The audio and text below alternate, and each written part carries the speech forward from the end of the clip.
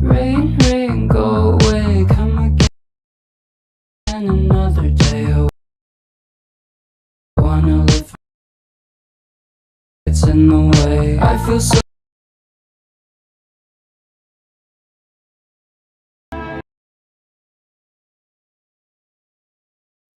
Dougie told me he been on some yeah.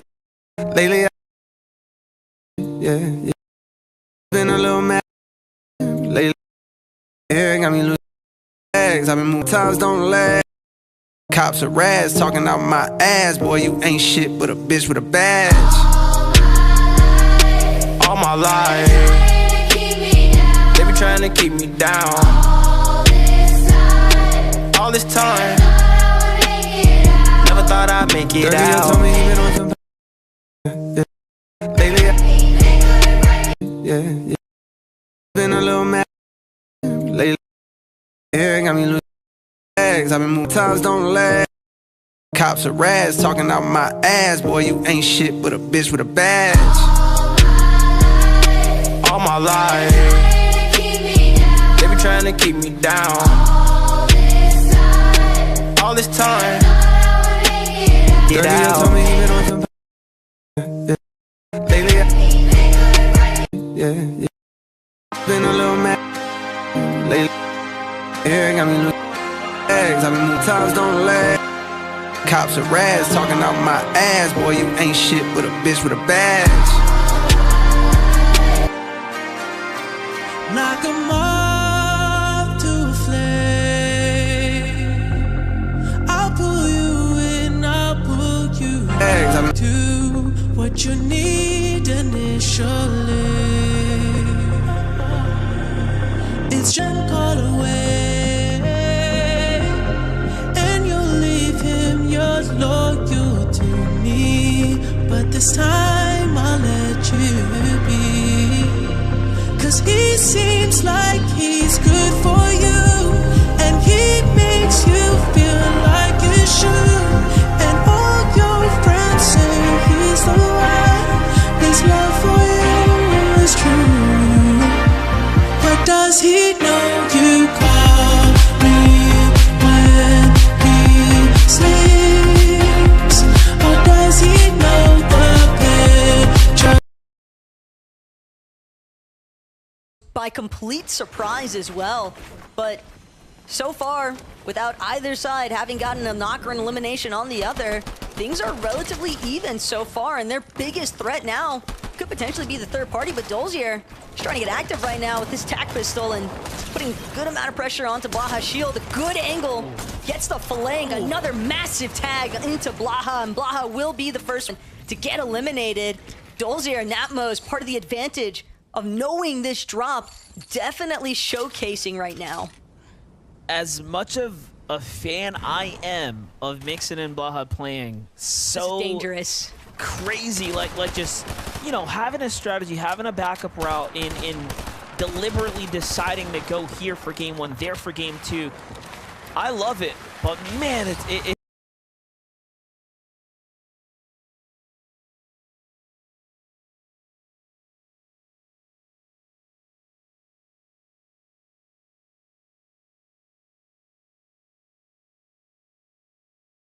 isn't easy by any means. The second time now we're noticing teams you're watching kind of take a fight and then speak for themselves right there. Landing at different drops, game after game. We don't exactly have to finish this battle because we only have 3 games. Why risk it all here?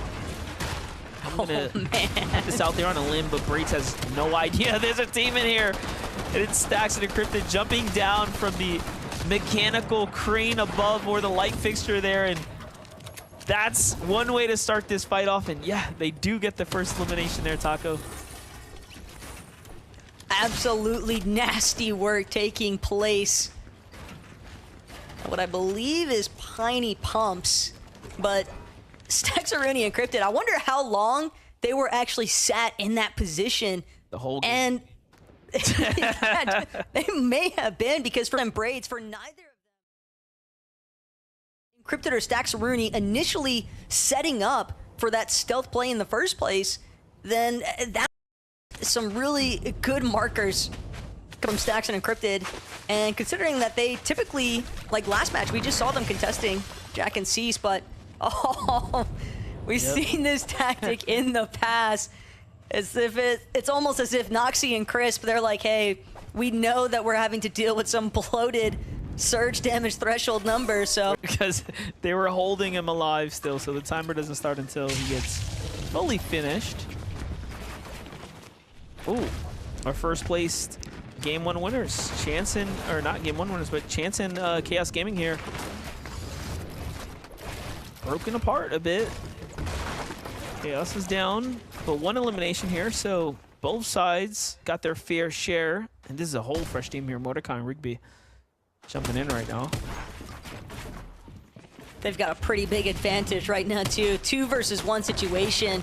All Chance wanted was the leftover loot from Chaos Gaming, but might not even be able to escape with the reboot car. Mordecai, Rigby, they're just charging this side by side.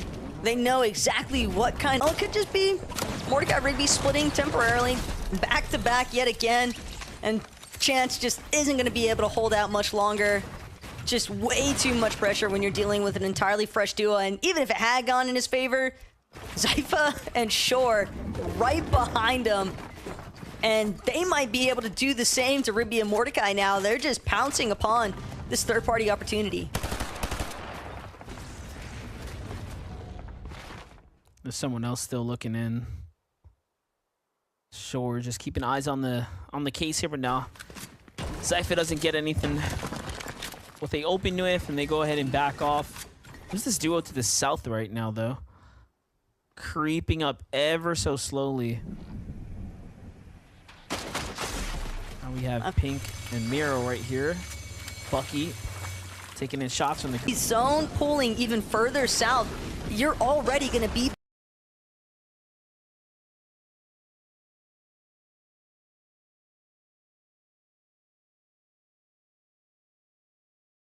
behind the curve as far as dealing with teams that are already situated in more ideal positioning, because the Slurp Cactuses are going to be a problem with those surge bases surrounding them.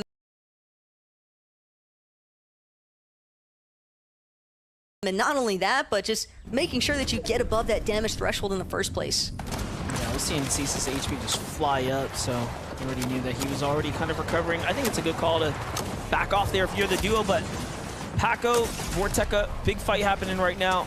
Not looking good here at the red line rig. There's another team third-partying from the outskirts, and then of course just a very intense battle head-to-head here, and it's not looking good for Paco right now as the pressure's coming in.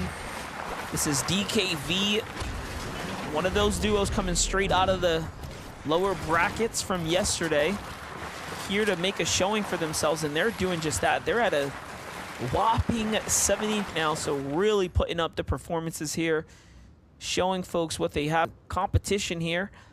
Meanwhile, you have WCJ Sid on top. Sid trying to see what he can find. Look at the split angle approach, though. Sid on one end, Nerface a completely separate. So they had the front and back covered. It all comes down to who's going to be able to get the opening shot. But Sid, recognizing the fact that DK has split just enough from Ian, this could be the prime opportunity that Sid's been crouching around waiting for. It's about it, and finally opens up with the shot. Hunter's DMR going to connect for a big 62 here. Nerface still looking to apply even more pressure from that opposite end. They have the height advantage, but at the same time, DK, Ian, they've got enough shield resources to recuperate what was lost there for DK. So Nerface and Sid, they're a little bit more intent on just trying to stake out whether or not is this the team that's controlling the Machinist Medallion currently, because that's the big reason why you'd want to be a red line rig in the first place. Dan Smart right now. The full head-to-head date again, jumping into the box of another player. We have just continued to see him be pretty aggressive. Last time it didn't work out too well in his favor as he was under the surge this go around. A lot earlier of a battle here in Zone 3. And this is a fight for the cactus. Very, very interesting fight we see breaking out right there. But that is one way to isolate a team, right? If you know where the cactus are, you see the base, it's very likely that there's a player or two inside of it. Curly and Raze are game 1 winners. Actually, playing as a solo right now. WTJ Curly on the move here. Yeah, a little bit of trouble in paradise. Reckless Railways maybe heating up faster than Curly and Raze had been anticipating, considering that they like to drop a little bit further north of Reckless, more towards a split between Cemetery and Forest Station. So the fact is, they've been completely halted. And Curly, keep in mind, so far this weekend in the upper bracket, 10 out of 11 games have been won by uncontested duos, Raze and Curly being one of them. And now, knowing that Curly is going to have to go on a recovery tour to bring Raze back into this match, and safety net, or silver lining, I should say, that he's got going for him is the fact that they did win Game 1 MDF. So problematic later on. They go for more of a different direction there, and they land directly into another fight. So both sides are in what seems to be a bit of a standoff on the other side of the wall here. Sonetto and DeQuented. Very familiar team here. Nero just sizing things up, trying to see if they're going to step to the wall, but of course, there's no reason for Sonetto to do it just yet. Instead, Pink and Miro want to push this fight here, going for the extra tags. Those whites right there, everything they need to know, and the fact that they maintain control of the cactus here. They'll likely be looking to key this here shortly. They're checking their flank right now. Meanwhile, Vino and Clix in a very, very contentious battle, and Vino falls again. This time, way earlier than before, not successfully making it to the end game. But Clix, he could come up massive here. Sigma is so incredibly low. Wow. But just as he takes the wall, unfortunately, the backup from Flo is too much of a problem. So Sigma, Flo, they hold strong.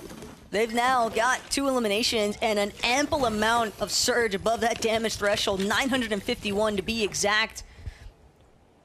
Almost makes you wonder how Clix and Veno even wind up in that sort of position in the first place. Definitely some early game woes likely taking place closer towards that Sandy Steps area.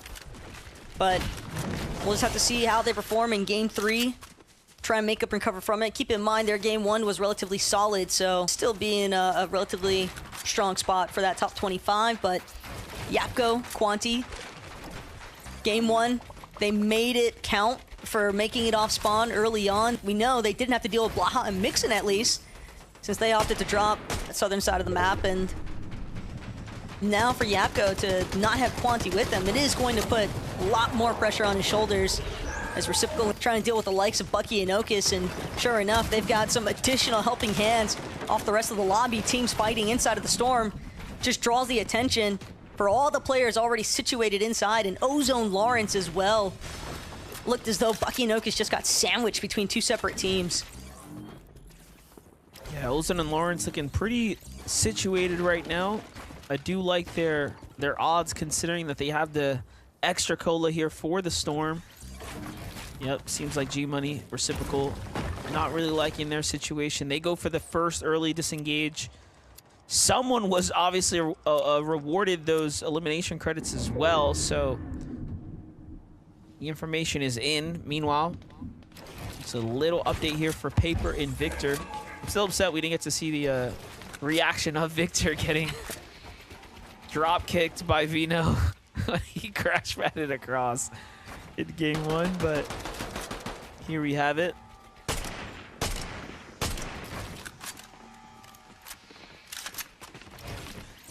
Like the attempt from Victor, but sometimes you really got to make those shots count off the Hunter's DMR, especially when it's coming or being shot at players in surge bases that didn't even really seem like they were aware of the fact that Victor and Paper are still bunkered up at the weapons bunker next to Mount Olympus. But depending on where this zone pulls, Victor and Paper, they could have a pretty big elevation advantage over the rest of the lobby here, MDF. So I'll have to check back in with them later, see just how far they end up moving from where they were last seen.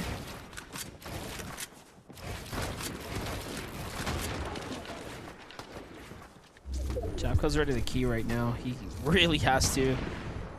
There wasn't any opportunities as far as those bases opening up for, you know, line of sights for him to find tags, and he's trying to see if he could bait someone out, but the team over there is not. Even gonna catch the flaming boost tube, a little bit of Flowberry Fizz. Yapko right behind him though, hot on their heels. Seems as though maybe he wagers, I might have a chance here to pick off somebody, anybody, but instead finds himself a victim. One more tick is all it's gonna take, and sure enough, Yapko, Quanti, their run ends now in game 2. Definitely a good try, but in the end, they didn't really earn anything that game. They weren't contested. They didn't quite make the place